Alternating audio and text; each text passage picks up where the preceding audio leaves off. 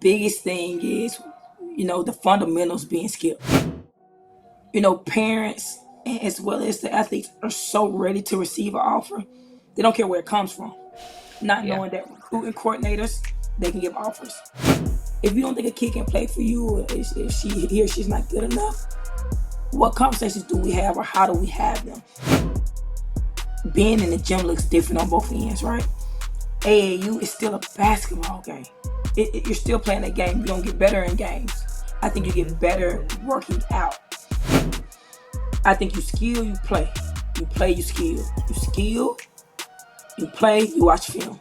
You skill, you play, you watch film. And that repeated cycle, it helps kids grow in every area of the game. Did you know that I have two books? One called The Little Girl with Big Dreams. It's about an ambitious little girl who overcomes every no to say yes to that dream. The other is called Changing Lanes. It teaches you about the things that you learn from sport and how it translates to life after sport. Be sure to check these out at itsjustdifferentpod.com. Let's get to the episode. Welcome to the It's Just Different podcast, where we bring on people who have been where you are trying to go and or have helped countless athletes get there. I'm your host, Ashley Roberts, former collegiate player, real estate investor, author, overall entrepreneur, and today we have yet another special guest, also a former collegiate player, played at University of Illinois, also played at Rutgers and was coached by one of the greats, Vivian Stringer. She also played professionally overseas in Mexico and France, just to name a few. She's currently giving back to the game through her own business, Hold the Rope Training, as well as coaching on the circuit for Essence. Essence is a Nike EYBL team. Alexis Burke, welcome to the podcast. Thank you for having me. Super excited to engage in this conversation and just get some word out there about women's basketball. Yeah, I hear your voice is a little raspy. What you been doing? Coaching, training? Coaching and training since the summer. So I haven't taken a break. We ended the season in July, at the end of July, at our New Orleans event, and then I immediately start preparing my clients, whether Georgia, Florida, Alabama, the Carolinas, for their preseason. So I go right into preseason training, and then traveling, doing a couple events, camps, clinics. So a little bit of everything. I ain't gonna lie, I feel so much better not being as hoarse. All AAU, I feel like I'm hoarse after every tournament. From the tournaments to the practice. Practice. Yeah, hopefully I'm off the road for the next maybe 2 weeks. So hopefully I can clear up over the next 2 weeks. Yeah, I love that. So we start this podcast every episode. I like to ask, what do the guests feel is different? I think that you've played, I've played, things are different, whether good or bad. It doesn't even have to be bad. But what do you think is one thing that's different in the AAU industry? I think right now, definitely pros and cons, but the biggest thing is, the fundamentals being skipped. If what I'm noticing about this generation or the younger generations is they don't understand after a pickup, you get 2 steps. Everybody's going same hand, same leg, which for me is an elite finish. For them, they're just automatically being taught that. So when it's time to break it down or do the fundamental stuff, they always ask coach, am I traveling when I take 2 steps? So the more young kids that's asked me made me go research it, and like, we're not teaching catch right left up or catch left right up. We're keep teaching catch power up right off your same hand, same leg. So I think the fundamentals aren't just being taught, like elbow above the eye, little things with your jump shot, footwork. We're skipping that on the grassroots side because everybody wants to look fancy or everybody wants to look cool. So the game is just going in waves right now. I like that. Now, what do you think from a positive thing? What do you think is different in AAU? You're seeing how elite kids are really going to be by the time they get to college, right? I think those who get it, get it. But those who not right now, I think we got to teach them the fundamentals, but you keep pursuing, because as a player development coach, I'm going to keep pursuing the kid who understands 1-2 up, but can clearly just get the power, same hand, same leg, or make the over-the-top passes. I like the development coaches who keep pursuing that, but can also hone in on the fundamentals of it. And some kids get it. The kids that do get it, you pursue it. You just continue to feed them little fundamental nuggets. So I love the youth that understands both and can show at a young age that they can play basketball at a high level, Yeah. or at least they're at least on their way to playing it at a high level. Yeah, I love that. One of the things that I've loved to see just in the industry, whether that's youth or women's basketball in general, is branding. Like Yes. I'm so big on life and ball, and I'm like I love to see these athletes getting paid, getting Yes. different deals, like these younger kids like wanting to know what is it to be an author? What does it look like to be a trainer, to do these different Right. things, and being able to prepare themselves like when they are done with basketball, because it's for us, it's sooner than on the men's side. Right. So I love to Right. see that. Yeah, I agree. I like the NIL stuff. I Yeah. think it's twofold. We get what we deserve, whether on the men's or women's side. I think both parties get what they deserve, but you allow for kids to learn financial literacy at a young age if being Yep. taught right. I think I just saw something where Alabama has created an opportunity for their former athletes to get NIL deals. What? Right, so that trickles back to their kids, back into the youth. So I think NIL has opened up a lot more doors if used properly. I like that the youth is able to make money at a young age. Why not? I think it teaches them so much foundational stuff that translates, like you said, life and ball, because that ball stops at some point. So I can agree with that. I like that. Yeah. Now you, obviously, I introduced you. You played at Illinois, played at Rutgers. Take us back a little bit. Like, how did Alexis even get there? So I started talking to Coach Law when I was about eighth grade. She started Okay. recruiting me in the eighth grade. At that time, I didn't really understand who she was. As I got older, I knew she had played for Coach Stringer. She had played in the Big Ten, but I can remember me just having a hard time my sophomore year. And sophomore year, right now, if I'm noticing, it's just a hard time for teenagers. Having a hard time my sophomore year. I'm in lunch and my head is down, and one of my classmates tapped me on my shoulder. Coach Law flew down, not to even make contact, just to nod her head, and she left because she had been told that I was just having a rough week. For me, that's relationship. So I'm big on relationships when it comes to kids, and I think that started it for me. And then she was the same. Every recruiting trip, she was the same. And she recruited me through other people, janitors, teachers, former teammates, my family. And I think recruiting me was the last piece, but you got to know me through other people. And then you got to know me, build a relationship. And she stayed the same. Even when I got on campus, nothing changed. But she still coached me super hard. I mean, extremely hard. But my relationship stayed the same. And Right. so it has taught me that I can be coached hard, I can be coached through hard things, but people can still care about me. So for me, it was no questions. I'm going to play for this young lady, this young woman, but she looks like me, right? Whether she understands me or not, or has been through what I've been through, she looks like me to the eye. So for me, I wanted to play for somebody who looked like me. Whether you understood me or not, I knew that you looked like me. So some part of you can resonate with what I'm gonna go through as a young black female in America. So for me, it was just, yeah, I'm going. And like I said, everything was the same. Nothing changed. She never wavered. She has never wavered. I love that. I love that. Now, who did you play AAU with? Essence. I Okay, so played you for our played with program. Essence and Yep. you coaching with Essence. That's Yep. pretty dope. Played with Yep. Essence. When did you get your first offer? I received my first offer in eighth grade. Was that eighth grade going into your freshman year, right? Eighth grade summer going into your Eighth grade freshman. summer. Yep. I Was received it it at my Illinois? it was Illinois. Yep. So that was the first school that offered you, and that's where you went. Yep. Yep. And cause she stayed, she was so consistent. And I think once she offered, everybody else started to offer. But even I think I had a terrible sophomore year. I think I had a terrible sophomore summer of basketball, terrible sophomore year of high school, but she never wavered. Right? So a coach who's seen me do this, like you see me at my highest in the eighth and ninth grade. I'm one of the top players, and then I took a dip, and then I came back up. But during my dip, you still there. You talked to me. You communicated. You called. You checked on my family. I just don't know how I was doing. That stuck with me. All right, these coaches, these college coaches that want to hold off, want to keep waiting, Like you hear this, like she chose Illinois because they were one first and Yes. stuck. They kept the This, consistency, kept yep. talking. It's important to the players, and it's important to players now. Like they want to see Right. which schools are gonna get on me now, right? Not which schools gonna get on me after that one, after that school offer. Now all these other schools want to offer. Because kids look at them as bandwagon offers, Yeah, right? right. And it's also who's teaching. I think mentorship is important. Who's in these kids' ears? Who's talking to them? Who's mentoring them?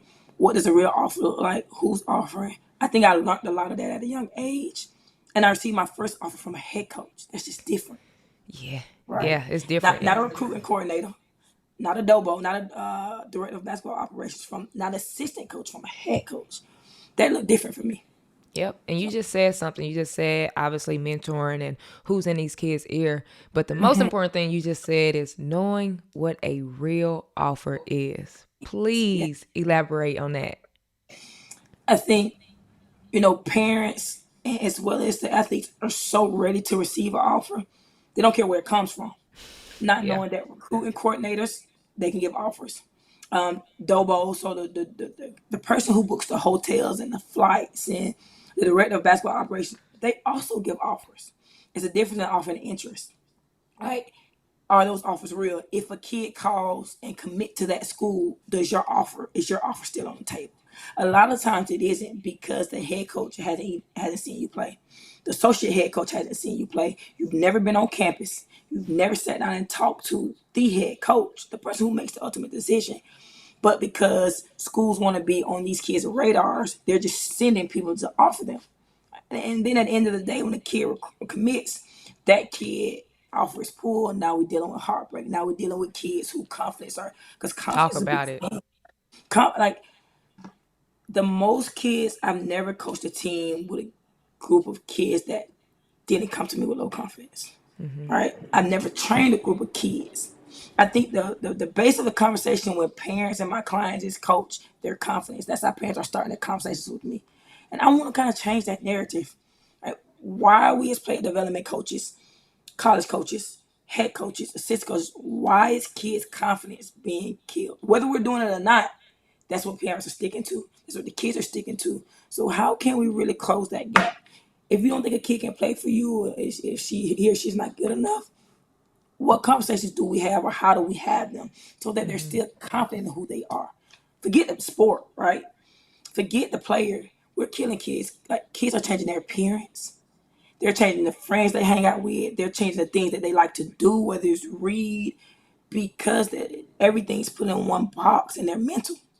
So I want to see the game grow, but I want to see us care and take care of the kids more off Right. the court and building their Now, confidence. now, obviously, you just said it. A part of seeing the game grow, a part of taking care of these kids is being honest with the kids. Like one of the things you just talked about with the offer situation is it can come from assistant coaches, it can come from dobos, but at the end of the day, you in grassroots basketball, I'm in grassroots basketball.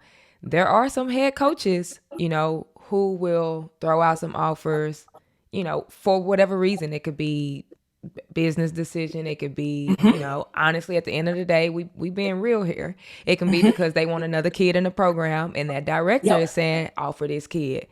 What Yep. what are your thoughts on that? Like how that's handled? I, you know, I, if it's a recruiting tool, I understand it, right? Because these also are the livelihoods of this staff. I get it. Yes. But I think it's a better way. I would hope that we will find a better way to do it, because coaches do offer an entire program to get one offer in, right? Yeah. But what's the thought process with those kids? Because they're posting on social media. You got to post your offer, right? If I offer the kid that I want and I don't offer the whole team, now do I not have an opportunity to get this kid? Why don't I have an opportunity to get a kid that I really want if I don't offer everybody else that I know I'm not going to take? Now you got 40 kids posting that this one school offered them. Right. That, for me, does it not water the school down? Not you think about the SEC schools, probably not. But now you got parents who are bragging about it. You got kids who are bragging about it to their friends, to their other teammates. And then it's creating situations amongst kids. I think that could be handled better. I don't agree with it, but I understand if it's a recruiting tool in the business tool. I just think it's a twofold thing. Right. And I think, and again, I agree with what you said. I think it's also like how it's handled because at the end of the Yeah, day, like you said, most of it's about the kids. So you right, got Susan over here who just got this offer. They excited. Like, oh my God, right, this school just offered me. But right. me as the grassroots director that Susan is playing for, know that they don't really want you. So I'm gonna have that conversation later when it's time for you to commit. And now I gotta tell you, oh, they decided to go a different way, or Right. and it's just like I just don't think it's good for these kids that way. And I think the question doesn't make us the villain. Because we're, like you said, we're having those hard conversations not only with that kid, but you got to have that hard conversation with that parent. And so those who get it, but those who don't, is you don't believe in my child. Now I've coached, mentored your child for the last 4 years, but I'm the one having to have the hard conversation. Now I don't believe in your child, so I just think it's a tough situation to be in, but somebody got to do it. Yeah. And I think because of who we are, we're confident in who we are and what we do for kids. Sometimes I'm okay with being the villain. Yeah. And at the end of the day, you have to be. And with you being a trainer and coach, so you see both sides of it, right? Yeah. Having these conversations with some of these parents, like I think that there's a little bit of a misconception of where parents may think that your kid is going to get so much better with AAU, which you should. You should get better, right? But at the end of the day, they think that the skill, they think that all of that comes from the AAU program, right? Look, talk about it. Like, what does that? Because you are a trainer, you are a coach. Like, what's the difference? How do you help parents differentiate the two from what they're getting from AAU and what they get from training? I think being in the gym looks different on both ends, right? AAU is still a basketball game. You're still playing a game. You don't get better in games. I think you get better working out. As a player development coach, I a lot of the things I see is kids don't translate the skill. Skills aren't being translated. I call them workout warriors. You look amazing in workouts, but when it's time to translate the skill, we don't know what to do. We don't know how to use the skill. I think you skill, you play. You play, you skill. You skill, you play, you watch film. You skill, you play, you watch film. And that repeated cycle, it helps kids grow in every area of the game. I'm a firm believer in AAU basketball. Not really. I think AAU basketball is the fastest pace of the game that kids gonna get in high school, middle school, the school kids who play before you get to college, depending on who you play for. So I am an advocate for AAU, but I don't think you get better in AAU. It's just a more elite level, right? But you get better in the gym. You get better by working out. You get better by going to put shots up. You get better by getting in the gym with kids who are better than you. You get better by being in the gym with player development coaches who are going to challenge you. I'm not here to make you feel good. That's not why I'm here. I'm here to help you to understand that it gets harder, how to handle hard. But here are the tools that's going to help you when it's time you get on the big stage, right? Skill it, play it in training. You should be playing. We're not skilling 7 days a week. We're going to skill, play, film. Skill, play, film. And that's the cycle I got my kids on. So when they do go play in AAU games, high school games, collegiate games, it's just another day for them. How to create cycles that is just another day. And so that's what we try to build over here on my end. We call it stacking good days. How many good days can we put together? Skill, play, film. Skill, play, film. It translates over to AAU. That's why you have I'm a firm believer of Nike, right? I think it's one of the toughest circuits in the country, hands down. I think we produce some of the top athletes in the country. I think we play some of the top tier. I think the experience. Every game is like a Final Four high school game for kids. But those kids train on a cycle. Every single, you can't give me a kid on the circuit that don't train on a cycle. Every single day we watching film. So, and then they go and they perform on the stage. We try to create travel ball as a stage more than a platform, right? I think the platform starts in practice. It starts, your recruiting tools. It starts in training. But if you give them a stage, kids perform. Kids love to perform. Now they got fans. So we start treating them like, I don't want to say celebrities, but you start treating them like it matters. Like you're not just coming out here running up and down the court for Coach Legs. You're performing. Go put on a show. So in that cycle, kids start to look at it different. Now my kids okay with messing up. They okay with having bad games because we go back to our cycle. Skill, play, film. We watch it, we go skill it, we skill it again, and we play, and then we watch it again. And so now that I think it takes a burden off them. They're Right. having fun. I like for kids to have fun with the game. Now, is your skill training separate from Essence, right? Like if somebody's playing with Essence, do they get skills trainings for free? No, so the business are too. I keep the businesses separate. Yeah. I run Hold a Rope as a separate business. I run it only in Georgia. Well, it's based out of Georgia. I do travel and train. Essence is Coach Kim's program. So she started that program about 26 years ago. Yep. So A we legend. yeah, we keep them separate. Now I do train kids in the program. Right. But And I asked that because I think that that's also just another misconception. Like oh yeah, I think a lot of parents and it's levels to all of this, you know. Like you said something earlier, those who get it, right? yeah, And our job and a part of this podcast is for us, all the guests, whoever I'm bringing on, to educate these parents and these players, you know, because they just don't know. Some of them just don't know, right. you know. I And I agree. think when it comes to training, when it comes to AAU, when it comes to getting your kid to the next level, it is an investment at the end of the day. And this stuff costs money, you know. Yes, I think yeah. that sometimes parents feel that, oh, my daughter is playing with you. Why do I have to pay for extra training? And it's like those are two separate things. And it's a business, right? And Mm-hmm. so I think it's a little bit. A lot of people look at it as entrepreneurship, but what's the difference in us running a training company and you going to shop at Target and Publix, right? And Walmart. For me, there's no difference. I run my company the exact same way, business wise, as these companies are running their companies, right? The only difference is I'm probably your coach in travel ball. We probably Right. got a better you have a better relationship with the owner. But because you have a relationship with the owner doesn't mean the owner owes you anything. Public owner don't owe us anything. Target owners don't owe us anything. Why do I owe you something? Right? And I think that's the misconception. Client, whether it's the kid, the parent, we got to understand that business is business. I'm a firm believer. I don't mix my personal and my business. That's why I keep Hold the Rope separate from Essence. I don't recruit out of Hold the Rope for Essence. Now, my kids do come train, or new clients do come train with me, love how I train and want to be a part of my program.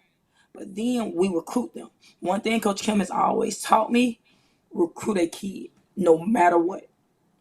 Do your job. So whether I train you or not, I'm still gonna take you through the full recruitment process that I'll take a kid who I'm just going out to another state to recruit. I'm recruiting your parents. Cause yeah, you a good fit, but your parents might not be a good fit for our program. Y'all may be a good fit for Hold the Rope, parents and player, but that don't mean you a good fit for Essence. All right, we run our Essence is ran at a high standard everywhere we go, and sometimes kid fit and parent don't fit, but sometimes they both fit with Hold the Rope. And so just understanding the dynamic of, yeah, we're an AAU program, or people like to say, or Hold the Rope is a training program, but we're two businesses. Mm-hmm. And we have a standard to uphold. And so Coach Kim has always taught me, give people a chance to say no. Ask the question, even if you know they're gonna say no, ask the question. And recruit everybody as if they were coming to the program new. And so I do that. Like, whether you train with me or not, I'm gonna take you through the full recruitment process. You go through the recruit process with me. You go through the recruit process with Coach Kim. She come and she'll vet you after I do it, and then we figure out, hey, this kid is a good fit, but the parent may not be, or the parent's a great fit, but the kid may not be, or they both a great fit. Let's pursue it, and then we just kind of go from there. I love it. Now going back to training a little bit. How long have you been training? Been a player development coach? I've been training for about 8 years now. 8 years. So I What are some of started right the? out of Oh, go ahead. My bad. I started right out of college.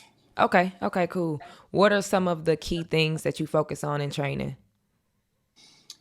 understand. So for me, I'm big on personality. Right, a lot of people have a hard time explaining it.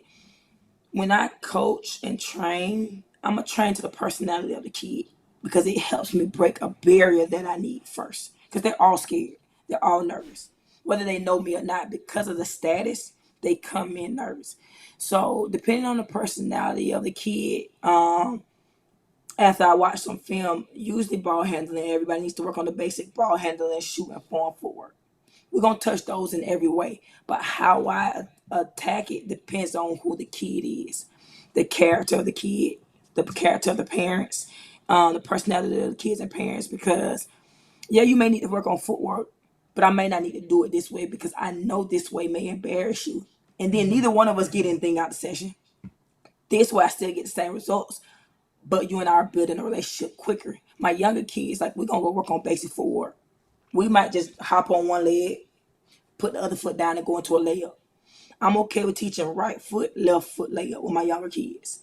So we go base. I do go basic. I do go fundamental, but it really just depends on the level of the kids. I don't have one focus because I can teach my middle school kids. Some of my middle school kids are elite kids, and I can get another group of middle school kids, and we're just doing fundamentals, just fundamentals. But I'm okay with doing the fundamentals for 30 days, 60 days, 90 days. I'm not a development coach who moves on quickly. Very patient with the process. It has to look good to the eye, right? I think it looks good to the eye when the kids go back and watch the film. It's an aha moment for them. Now we build an IQ because okay, because Lex, I didn't make this shot because my feet wasn't down. Now you're learning, or I didn't make this shot because I didn't my palm wasn't to the ceiling. Now you're learning, right? So I'm killing two birds with one stone. I'm teaching you fundamentals and we building your IQ. So it just kind of depends. I go on tiers like that, and I like to build a pyramid. We're gonna lay down our foundation, and we're gonna just keep building. We're never gonna stop building. Our pyramid is never ending. Even my pros, I tell them, our pyramid is never ending. We never gonna get the tip of the pyramid because if we are, that means you done with sport. As long as you're continuing to play, we're gonna continue to learn and grow with whatever it is, with whatever level you're on. I love that. Now, there are parents listening, there are players listening, and we do have these kids that want to get in the gym. They want to get better. Parents don't know a ton about basketball, and there are millions of trainers now. Everybody is a trainer. How do Yep. how do these parents like pick and decipher through who they need to send their daughter to? Research. I think research is a big thing, but like you said, what about the parents who don't know? So everything looks good to them. I think now then it's on us as player development coaches because now we're just taking advantage of the parent and the kid. All right. If a parent don't know, everything looks good. But as a player development coach, if I feel like I can't help your kid, I'm sending you somebody else because I'm taking advantage of you not knowing. And I think basketball is one of the few sports that parents would take their child to a trainer who has never played the sport, never coached the sport, never studied the sport, because he or she can bounce the ball and put it in the hoop on a layup. Their trainer. So it's hard. Like, I have a hard time putting it on the parents, those that don't really know, because they don't know. They don't know what they don't know. So it's up to us who do know to steer them in the right direction. So we're just steering them anywhere. Or I'm gonna take the money. And if he or she do happen to be good, I'm gonna attach my name to it. I'm cool with it. I don't want my name attached to no kid. I'm cool with my name not being attached to any kid because my job is to help. My job is to serve. So I'm probably I find myself pushing not pushing a lot of kids away, but steering them to other player development coaches because I feel like they'll help your kid. They make it help your kid a little bit better than I can. So we just, as player development coaches, we gotta take some responsibility. It's time for us to take some responsibility in For the sure. development or the lack thereof of those kids. Yeah, It sounds like you in the gym every single day. 7 days a week. Are you still Seven. doing? Are you guys still doing anything? Are you doing anything with Essence right now, or are you just like is this kind of like a dead period a little bit, and you're strictly training? This is our dead period. Now we recruit year round. I recruit year round, and we just finished our show and prove event this past weekend. I But saw that. It looked dope, by the way. yeah, we had about 210 kids. So it's a great event. We do it. She does it every year. We do it every year. But right now it's just our recruitment process. So if you take the collegiate cycle and you will mimic it, it's just on two different, like collegiate is playing right now, so they aren't recruiting. They're recruiting in the summer. Well, we play in the summer. And so we go on that same cycle. We play, we recruit. We play, we recruit. So this is our recruit. We'll recruit up until about December. January we start, okay, these are the kids that we go here, there, potential. Whether we decide to open it up to a tryout, Coach Kim isn't really a big fan of it, but over the last couple of years she has. But we'll get 80 kids to show up for a tryout. That's a lot of kids. And Coach Kim is she want to help everybody, right? If 80 kids come in the gym, she gonna find teams for 80 kids. So we're telling her from year to year, that's probably too many teams, Coach Kim. But I can help everybody, or I can at least give them a home. That we really try to invite only tryouts. We don't really open the doors up to everybody, because then you get so many kids and you got to turn some people away. So for us, we try to go recruit. We know by the time February hit, a potential of kids who were going after hard, and then we fill our rosters up from there. Or sometimes we'll go into, because we got a program full of kids that we recruit our own kids. You got to get better from year to year to play in our program. You don't get to just come back to our program because you played in our program for 1 year. Kids compete to get in our program. So it's not pressure, but we hold our kids, our former kids, to a higher standard. Our kids who are playing us right now, we hold them to the same standard. You got to continue to get better year to year. So I'm recruiting those kids who played in the program last year. I'm going to their high schools. Are they getting better? Are they working out? Are they on the regimen? Are they still disciplined? So we're recruiting, from August to about December. And where We're is steady Essence recruiting. located? Out of Daytona right now. And y'all have Daytona Beach in kids from Florida. where? All up and down the state of Florida. Alabama, Georgia. Right now we got a kid from Sweden. Got a kid from, I want to say she's from Puerto Rico. Don't quote me on that, but we got another foreign kid that'll be playing with our top team this year. We got a couple kids up and down the state. Florida's heavy. So There's a what lot of is kids. so what does practice look like? How are these kids getting to practice? When do y'all practice, or do y'all practice? Every weekend. So we start, Georgia and Florida's on two different schedules. Georgia's about 2 weeks behind. So our Florida kids start practice the last weekend in February.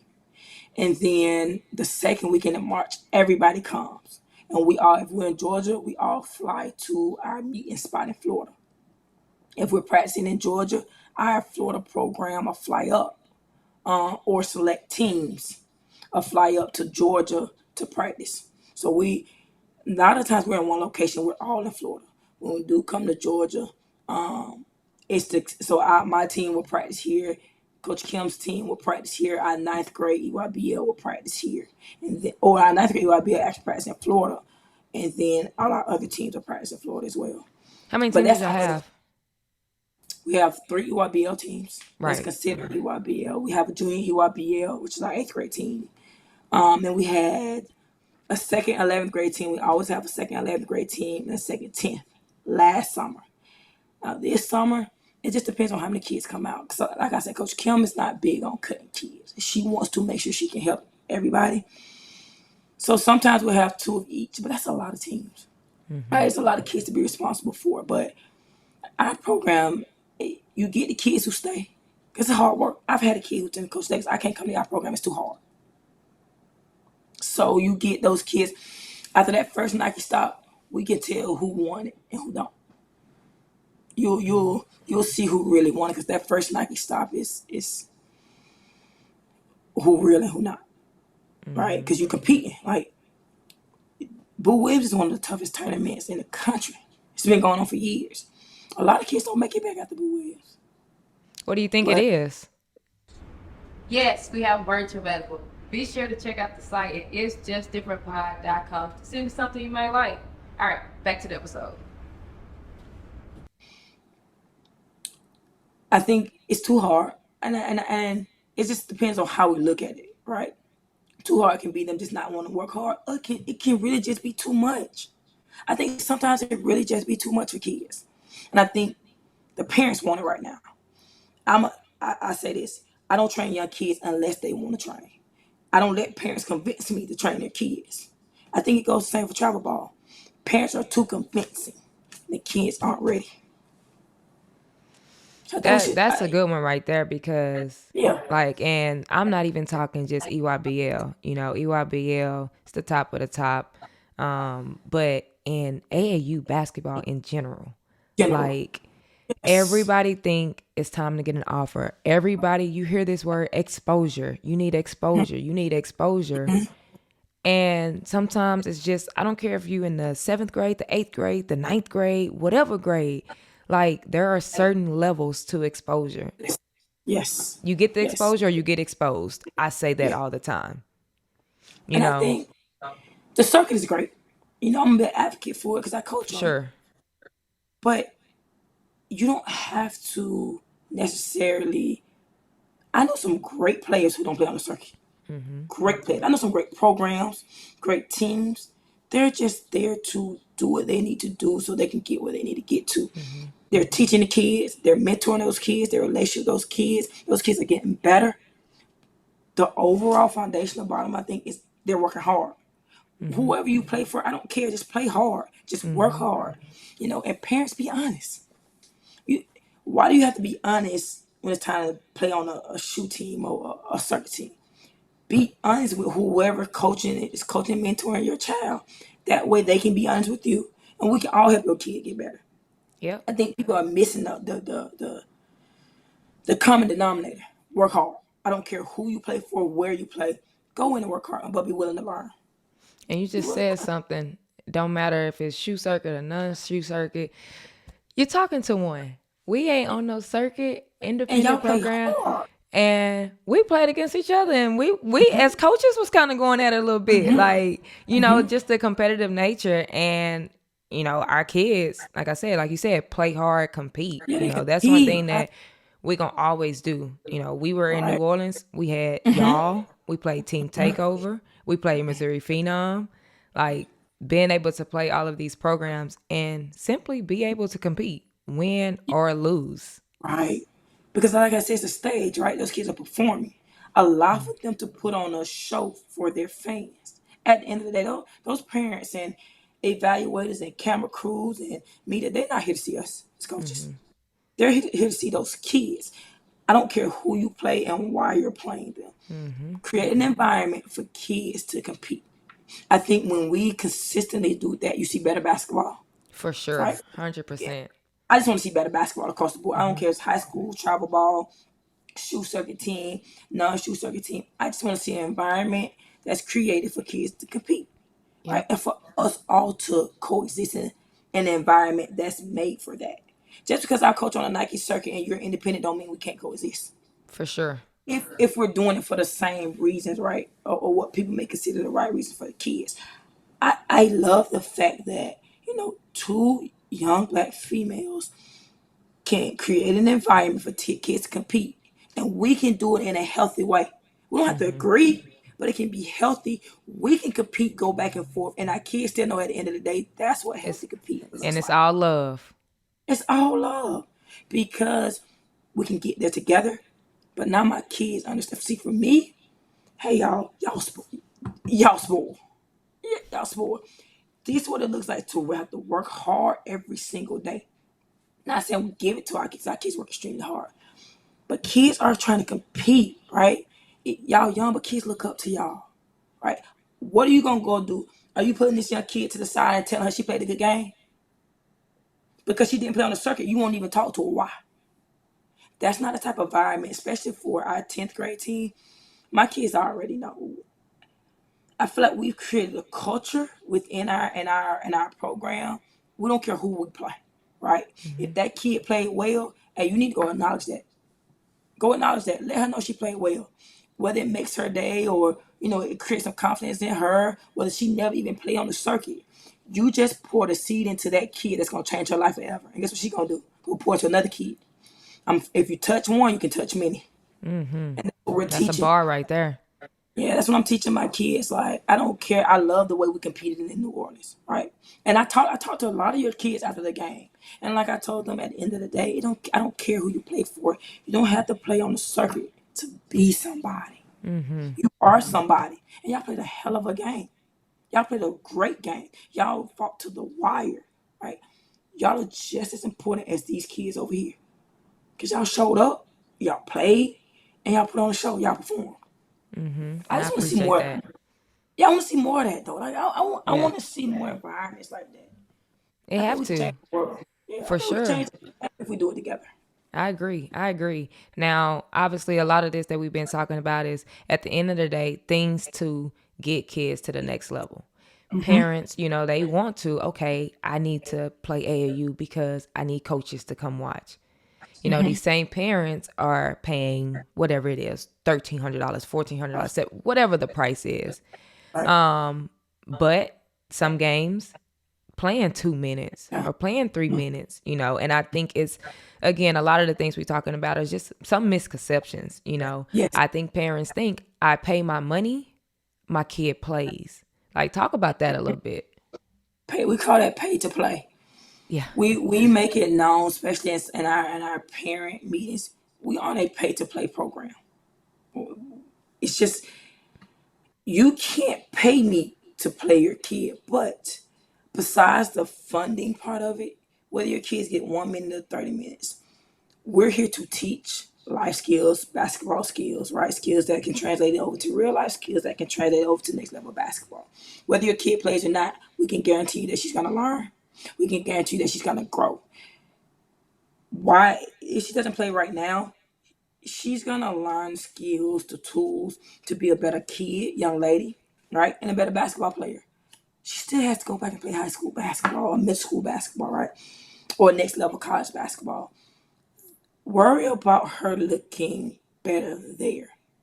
I think they want the microwave success. If a kid isn't playing a travel ball that year, the parent isn't happy. It's a lot of it. I think it's embarrassment. Yeah, yeah, because they're paying their money. I do agree with that. But I think they're embarrassed, right? And the kid is also embarrassed. And the kid is also going home, whether she's complaining or not. We also have to understand whatever those conversations I had behind closed doors between those parents and those kids, it's their parent duty to come have that conversation with that player, with that head coach, because she's protecting her child. Him, whether it's mom or dad, how they have those conversations is where the riffraff comes into play. I think parents have to do a better job of having those conversations with us as head coaches, but also be open to receiving the information. Because if you're gonna ask me the question, you gotta be open to receiving what I'm getting ready to tell you. I think that door is closed.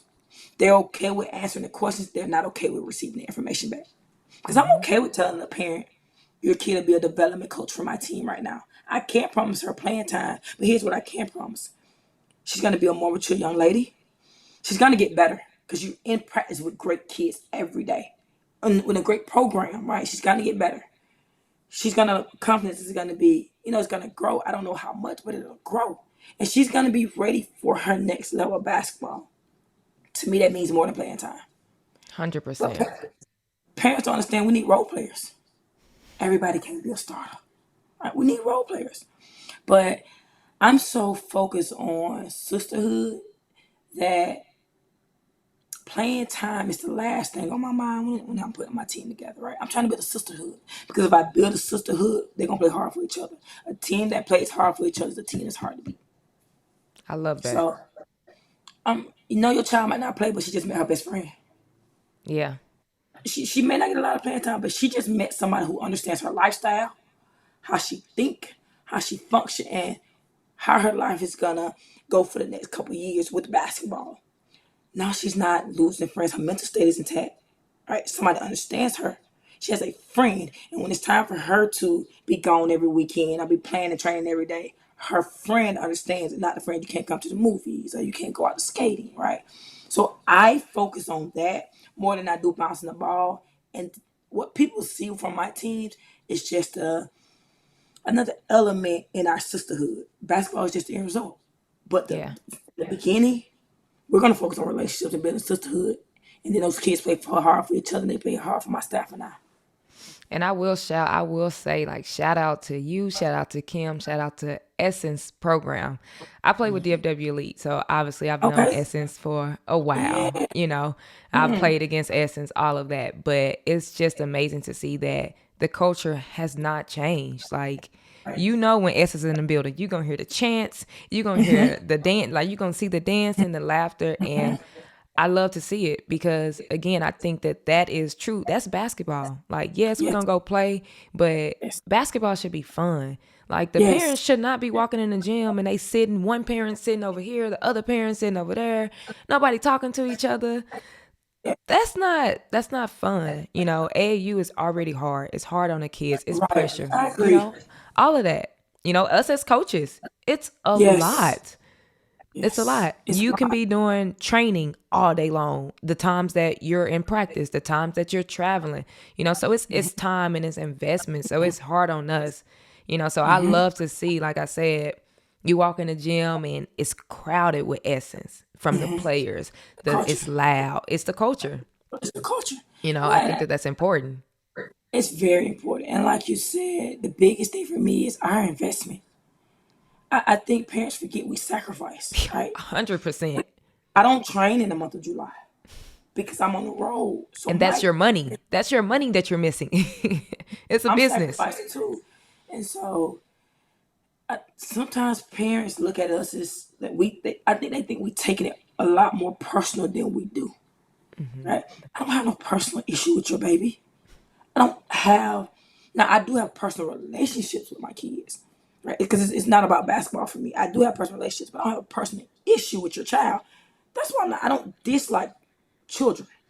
Period. Y'all are kids. So when parents say, "Oh, you don't like my child," I take that personal. Oh, Just a yes. As a child, I don't have no personal issue with a child. So just understanding we're sacrificing, like you said, we're investing. We take care of these kids in the summers. Now, I might not take care of your child just as much as you do because that's your child you're with a lot. But I'm taking care of your child too. I Yeah. can promise you here and there we're taking care of those kids. I don't why would I take care of a kid that I have a personal issue with? And so I think parents, again, that's when I'm okay with being a villain. Because Yeah. they have to blame somebody. And the person they see in the mirror, they're not ready to really have that No. conversation with They blaming the coach for sure. Like, that's every happening. time. That's Yep. happening. And Yep. that is something like what you just said of just like, I don't have a problem with your kid or whatever the case may be. I think that's the first thing that parents kind of revert to.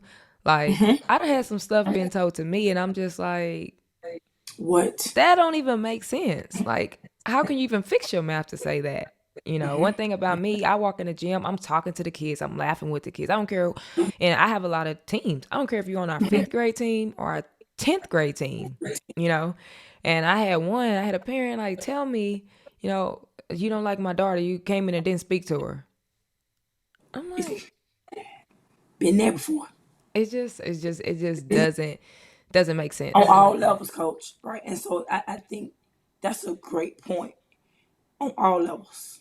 I don't care if you're on a circuit team or not, no matter what team you're on, whether you're on a circuit or independent. That happens on all levels, parents. All levels. So it's not just happening here. We deal with it too. The Under Armour circuit deals with it. Puma, they deal with it too. Independent teams deal with it too. It's across the board. And that's not the case. So I just would like to see parents give us more grace. Our job is hard. Very, Our job is very tough. hard. Very hard. Our job is tough. I definitely want to go back to the actual playing part. These kids, they're playing every summer. They're trying to get these looks. Transfer portal has been around. Now I think it's more evident, than it's been. How can these athletes, I guess, combat the transfer portal a little bit? I feel when I'm talking to coaches and probably when you're talking to coaches, they honest with us. A lot of them are in the portal. A lot of them are in the And portal. to be honest, I don't think I blame them. And here's why. As the game is growing, right, these kids are good. Like, these kids are good. So, mature versus a high school kid, right? Those kids in the port are mature. So most of them, they're experienced, right? They're probably more mature because they got 2 or 3 years in college. But the biggest piece is their experience. No matter what level, college is different from high school across the board. So talking to these coaches that coach, these kids are just more experienced. They've played. They understand even time management, the discipline part of it, what it takes to be a college athlete. High school kids, here's what I would say: you got to start treating yourself and your career like it's a collegiate career and a pro career once you at an early age, right? Then you'll start to, because right now it's just, you got collegiate level kids, you got high school level kids. Now you got some kids who are just darn good, right? They're on that level. But what does that pool look like?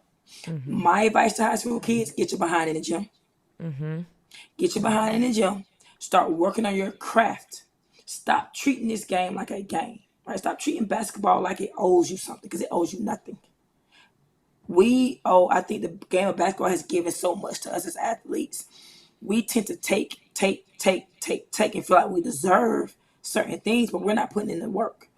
If you want to be recruited as a high school athlete, you got to get your behind in the gym now. But we've been telling y'all that, right? That's been Ben. a conversation. But now something has been put in place that's forcing you to get in the gym. You just find yourself behind now. It's just a tough conversation. There's gonna always be pros and cons with it. But one, we also got to understand these colleges are trying to compete. Who better to compete with than kids that's already experienced? But you have the high school kids who come out who are elite kids. They've been in the gym. They take care of their bodies, which a lot of kids don't do now. They understand discipline. They understand time management. Um, these kids, whether they're going to be pros or not, they're treating their life, their lifestyle. They're treating basketball like it's a professional career. Those kids are usually the ones that's getting recruited out of high school. And those that don't. We've been using those and them, right? Them, the kids who fall in the them category, they treat their bodies like they're professionals, whether in high school or middle school. They train, they have a training schedule, right? They have a fitness schedule. They have an eating schedule. They go to sleep. They're not on their phone at 1 and 2 o'clock in the morning, but they're still hanging out with Say their it. friends. They got a work-life balance, right? They're still hanging out with their friends. I love for kids to be kids. I love for kids that can balance the two. Those are them.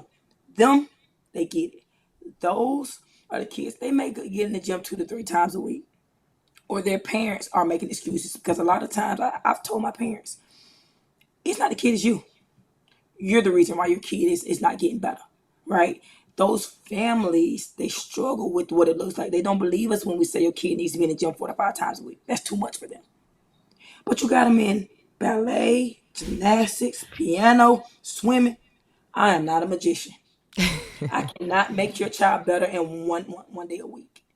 And so the kids who we categorize in the them category, they don't have a problem getting recruited out of high school, right? Right. Coaches are coming, but it's the kids who they play the middle too much. They play in the middle, and the parents coddle, and the parents just want to put. They just, I said basketball is a sport that can't be shared. You can't play two sports and be an elite basketball player.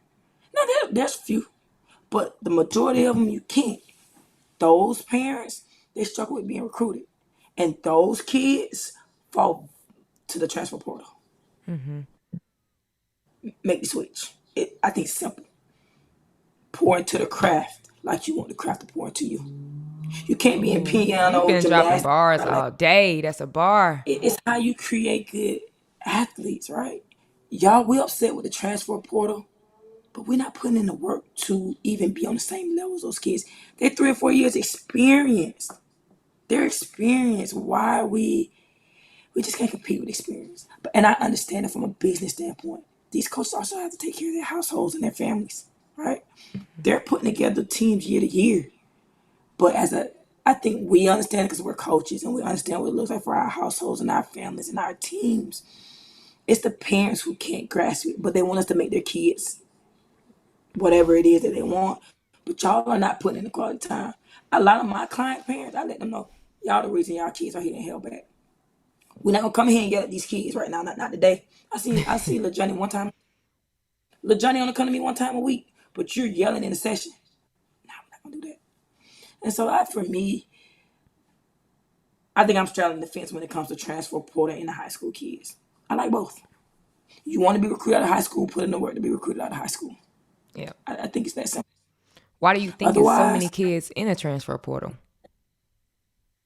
because kids aren't going where they want it, they're going to what looks good. So a lot of those schools aren't good fits. Like the initial isn't a good fit. A lot of kids are going committing to schools and not going on no visits, not going on campus. I've dealt with a now pro, dealt with a kid like that. She's a professor, she's doing well, but committed to a school, played for a school that she had never been on campus, had never went to a visit.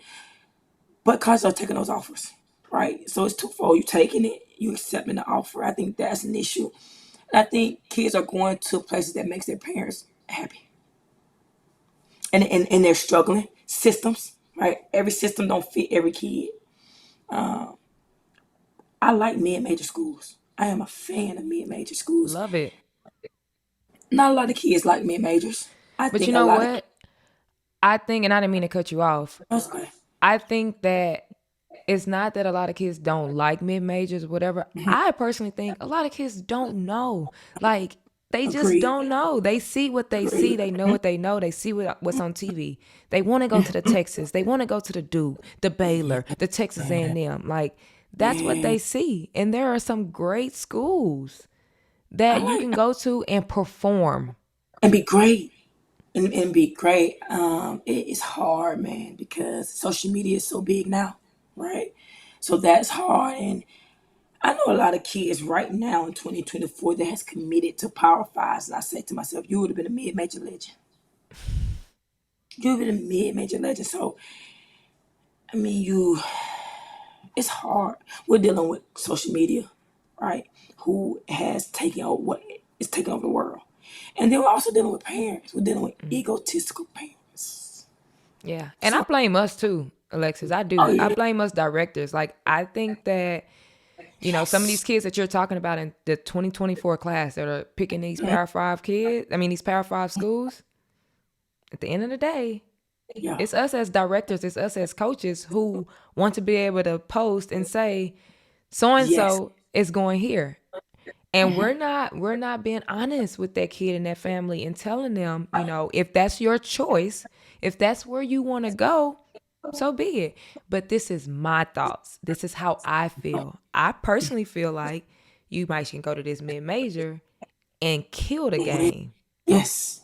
We're not Yes. doing that. At the end of the And I'm day, it's okay. not enough of us doing that. No, because we don't, like you said, we want to be able to post it on social media, right? Because it's also a recruiting tool for us. It's a And recruiting I'm tool. not saying there's Like, nothing wrong hey, with it, right? look what I got. Right? It's nothing wrong with being able to post where your kids are going and things like that. Right. Right? You know, like you said, it's social media. But at the end of the day, what you were about to say is like, oh, hey, so-and-so going here. Y'all should come play here because this is where we send the kids. Right. Knowing that kid don't need to go there. And Knowing your she's going to be kid, in the transfer portal next year. and then we don't help them. And then you don't help them. Because they Yeah, out of the program. They're not in the program with you anymore. Right. So it's hard, man. It is. Again, it's tough being us. Our job is hard, and we have a lot of responsibility. We deal with a lot of responsibility for kids who aren't ours.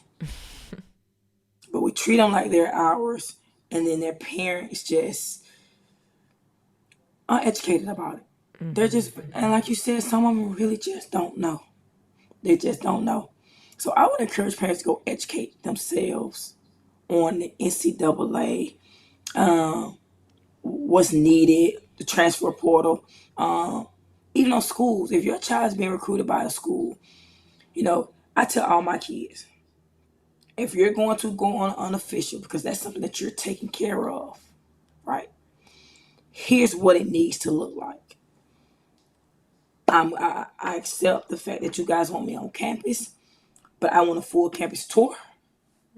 I want to sit down with the head coach, not the double, not the recruiting coordinator, not the video coordinator. No, I want to sit down with the head coach, and I want to have a conversation with you. I want to talk to the academic advisor. Who's my potential academic advisor, right? I want to see your facilities. I want to see your dorms. Treat me like a recruit. If I'm paying, because I'm taking care of my unofficial anyway.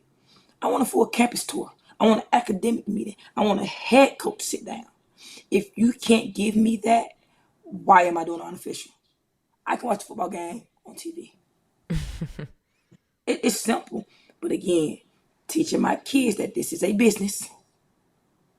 And every part of this is a business.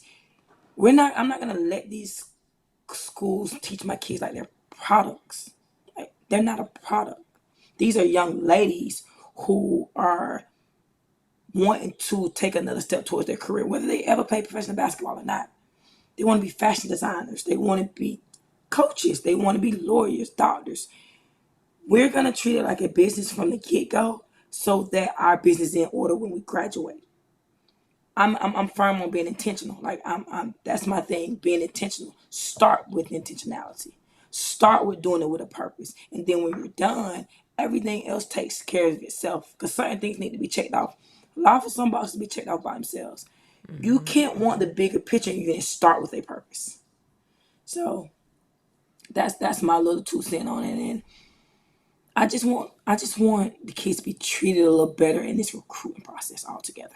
Yeah, That's no, all. I love that. Now you was at Illinois and you actually transferred to Rutgers. Why? What happened there? Why did you leave? Coaches change. Okay.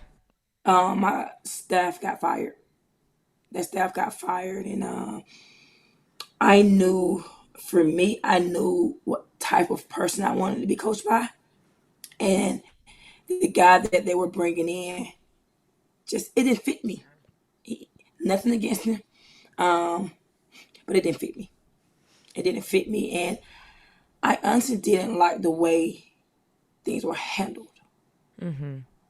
Coaches change, and you don't get to treat people I care about a certain way, and then essentially make money off our names, off my back. And so Coach Stringer, after the coaches change happened, they started recruiting me twice. And to know Coach Stringer, to know she's never recruited anybody twice. I'm probably one of the first athletes that she recruited twice. I remember laying in my apartment and I get a knock at the door. And you need to answer Coach Stringer phone call. And I knew then I need to answer Coach Stringer phone call. And at the time, I didn't know it now. Toughest 3 years of my life. Toughest 3 years at Rutgers was the hardest 3 years of my life. Why? But I was challenged. I was challenged. I was pushed. I was forced to be disciplined. I had to grow up quickly. But it taught me that discipline is big, time management is big. But it also taught me that when the ball starts bouncing, what does it look like for people that look like me? Like, what does it really look like, right? I went in playing behind Bernard Laney. Bernard Laney is competing in the playoffs right now. I didn't understand why am I going. I came out of high school top recruiting the country. Why am I going? And you recruited me twice. Why am I going to play behind somebody? Come off the best sophomore year for me, a great sophomore year. It taught me what it looks like to be under authority, right? Because a lot of times we want to be the person that's handling the business and they want to be the person that's in the forefront. It taught me what it looked like to be under somebody and to do it with grace and to be her cheerleader. Right? I didn't care about Naj being there for 2 years. That never crossed my mind. I wanted what I wanted. I learned patience. I learned how to be happy for somebody else and still be happy for myself. I learned how to push through, some mental barriers, and just be able to get on the other side of fear. Fear is stopping our athletes from a lot of things. I learned how to get over the other side and just, Coach Stringer taught me so much about life, how to be a young black female in the world, how to be a professional in the world. And I had my first major surgery there, tore my ACL. So a lot of people don't know I didn't play. I played 1 full year at Rutgers. I was there for 3, played 1 full year. Because I had to sit behind somebody. Transfer rules were different then. And then I tore my ACL a week before my senior game, my senior Wow. year. Game. So, I got to be a coach's assistant. So I got to actually learn from Coach Stringer. And it's just, she's an advocate for women's basketball, but she's an advocate for women in the world. And I got to build relationships. So I got to build better relationships. My teammates became my sisters for real, right? Yeah, we call each other sisters because we competing every day. But I'm not competing no more, right? I'm standing on the sidelines now, so I got to build relationships with them. I got to build real relationships with my coaches, genuine relationships with my coaches. They saw me as people. Chelsea New and Tasha Pointer and Tia Jackson, they saw me as people, as a person. They cared about me. So I got to really see them as people, right? I got to see Coach Stringer as a person. And that changed my life. It's probably a big part of the reason I'm the coach I am now. Yeah. So I won't trade it. I won't trade it at all. But I won't do it again. Yeah. I ain't gonna lie, that probably was the best thing you done said this whole episode. Like, I think that's what's important. Like, everything that you just said, like, you just said that was the toughest 3 years. And everything you just said is what has made you to what you are now. And, like, Yeah. everything that you talked about had nothing to do with putting the ball in the hoop. Nope. Nothing. And those are things that, like, I pray that every grassroots director, everybody that's coaching in grassroots, doing things with these young kids is teaching them. Like, at the Yes. end of the day, we all competitors. Everybody want to Yes. win, right? Yes. But Yes. everybody should want to see these kids be better people. Better people. That's it. Everybody should want to see the kids like learn something. You know, I do a lot of different things, right? But I'm also very intentional. Like, I want these kids to see what it's like to be an author, what that process is like, Yes. right? I want them Yes. to see what it's like to be a coach, what it's like to do these different things. Like, to me, Don't make- that's what's important, Yes. right? Yes. Yes, we're going to help you get the look. We're going to help you do this, but I have some certain kids in my program that I just sit back and watch, and I watch their relationship grow tighter and Yes. tighter and Yes. tighter. I'm a firm believer that those kids, when they are done and when they're going to college, they're still going to talk to each other. Yes. Yes. I love that. That's me all day. Like, I'm trying to create like a sisterhood, and that's why, like, I say it all the time. We're creating cultures that can't be duplicated. All right. My business, Amber Gregg and I, we started a Shout business out to that we Amber. I love me some Amber. amazing human being. Like, just outside of business partner, she's an amazing human being, right? And for me, like, we're like night and day. Like, we two different people, but we coexist so well because when it comes to relationships, she understands building relationships, right? And with our new business that we're working on, we're only going to deal with pros. But the biggest thing for us is something we've been talking about. We got to build a relationship with these agencies, but we got to build relationships with these players, right? If we can build relationships with these players, we're getting them to do whatever it is that they need to do in order to be better. We take that and we implement it into our travel ball teams. Build sisterhoods, create cultures that can't be duplicated, create a culture that your girls want to always be in. My kids now, my last time coaching my kids was in New Orleans. I talk to them every day. I talk to them every single day, individually, every single day. I talk to them in a group message every single day. When they see each other, you would think my kids have known each other for years. This is their first year playing together. But you don't go nowhere without a teammate. That's your sister. I don't care if y'all own sister for these 4 to 6 months. That is your sister. Y'all gonna do everything together. Like, we function so much as a unit. It's hard to explain because if you see Essence Silver, we function as a unit. Yeah, we dressed alike. 9 times out of 10, you can point us out from anywhere. When our game is over, if we're not supporting one of our other teams, my kids don't even ask to sit in the gym. We got to go rest, recover, and eat. Like, it's certain things that I don't even have to say. They move as a unit, or somebody on that team is leading them. We don't do. Leadership. Yeah, like, they know because we're not eating fast food. We don't eat fast food in summer. Like, period. But my kids understand that something that's so small as AirPods. You can't walk through the gym with 2 AirPods in. What if your teammate is trying to get your attention or somebody else? And so we are creating a culture right now that you just can't duplicate. You won't be able to do it again because we're genuinely, authentically creating this culture for young women. Yep. Basketball just happened to be the segue.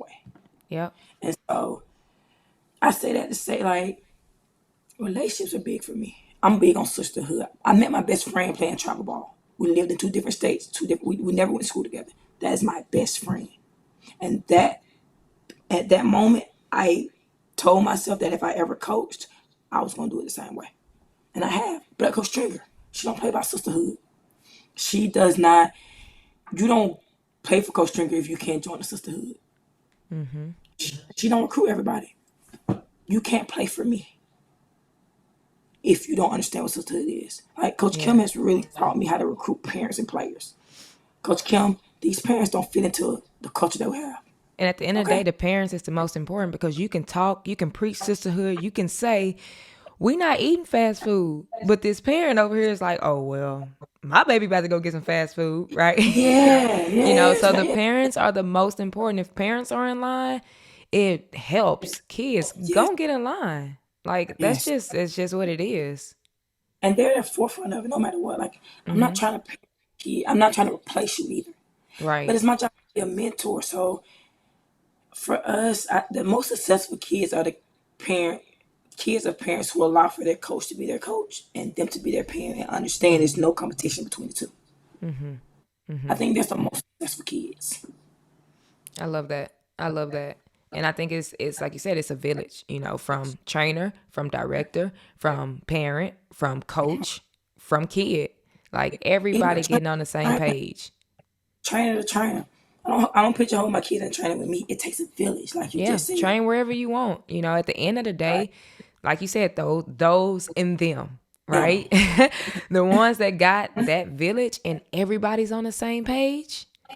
Everybody's on the same page. You're not like parent is not listening to what this coach say or that coach that they're listening to Right. their coach, the program they're with. Everybody on the same page. Those are the kids that are gonna They do get well. it. They do well. They do extremely well. The village is all on the same place, Yeah. on the same page, right? I don't think we, as coaches and parents, when your village is on the same page, your kid is more comfortable. But those kids hear our conversations, whether we try to be quiet or not. My coach feel this type of way, but my mom feel this type of way, but then my dad feel this type of way. Then my high school coach feel this type of way, but then my trainer feel this type of way. And so, but we Yeah. upset at the kid because we can't get 100% of them, but because she's trying to give you 20%, you 20%, you 20%. But if we all on the same page, we get 100% of the kid every time she's in our presence, and that's really my goal. I want 100% of my kid when I get it, but I want her mom and her dad to have 100% of her, and I want her trainer to have 100% of her. And I want her high school coach to have 100% of her. Like I want us all to be on the same page because I know if so, each one of us get 100% of this kid, and this kid wins at the end of the day. I love it. That's the oh, I love it. that's Man, we can really talk. We can keep going. Like we've been over here over an hour. We can continue to talk. You've dropped so many gems. Like so many gems. So I really hope these parents and players are listening, and taking action on some of the stuff that you said. I always like to end the episode with rapid fire. I okay. got 5 questions for you. Answer or 5 things for you. Just answer of what comes to Okay. mind. You ready? Okay. Yep. All right. Best teammate you have played with. Jatera Bonds. Where is she and what is she doing? Jatera's in Gainesville right now. She played for the University of Florida, and she Okay. currently plays overseas. Cool. Favorite current college player? Janaya Barker, Oh yeah, that's a dog right there. my baby man. Did she play? She played with Essence. Yep. That's what I thought. Yep. That's what I Yep. thought. Biggest ick as an AAU coach. Egotistical referees. Oh, that's a new one. Yeah. Male referees to be exact. Best player you have played against. Best player I've ever played against. Best player. Jantel Lavender. Where? Where? Give me some about her. She played for Ohio State when she played for Ohio State. Okay. Yep. Yeah, Okay. she's not. And yeah, I know you're talking about now. I had to refresh my memory. Yeah, she's nice with it. And give us your coaching pregame playlist. Who you listening Anything to? Major Nine. Anything Major Nine. Okay. Anything Major Nine. I love it. I love it. That's pretty good. Now, at the beginning, we talked about what's different with AAU. I want to end with the person, with Alexis. What will be different with Alexis within the next 3 to 5 years? What would be different at Alexis in the next 3 to 5 years? I will both A and A Sports will be one of the top companies in the world on the women on the pro side. So we'll be definitely doing that. Connected with a couple of different agencies and just I think a better me in the sense of helping kids grow on and off the court. Hold a rope will have its own facility by the end, so we'll be creating a program that allows for trainers to build their training company. You know, I don't want trainers to go through what I had to go through as a start, a startup. So I want to with A and Hold a Rope, we're hoping to get young trainers up under our belt and then send them off into these places to train and grow their companies and become the best player development coaches that they can be. So helping other trainers grow, I want to provide a platform for them to grow There and you take care of go. that. That's dope. That's dope. Alexis, tell everybody where they can find you via social media, whatever the case may be. And if you could leave a message to parents, players, whatever's on your heart that you think they need to know. My social media, Instagram is Hold the Rope Training. You can find me there, and my personal page is also on that page. My Twitter is underscore Alexis Burke. If you follow me, I promise I'll follow back. One thing I want to leave everybody with is something that I've been holding on to for the last couple of years, is to stay present. No matter what, keep your mind where your feet are. I love it. Thank y'all for tuning in for another episode. Be sure to like, subscribe, and share this out. Share this out to anybody. Don't be selfish. Everybody needs to hear this message. If you are watching, be sure to drop in the comments some of your takeaways. There were so many in this episode, and I can't wait to read what your takeaways was. We love reviews, so get on your podcast wherever you're listening to your podcast, listening to this on. Give us a review. Give us a 5-star review. That's all I got, and we'll see you next week.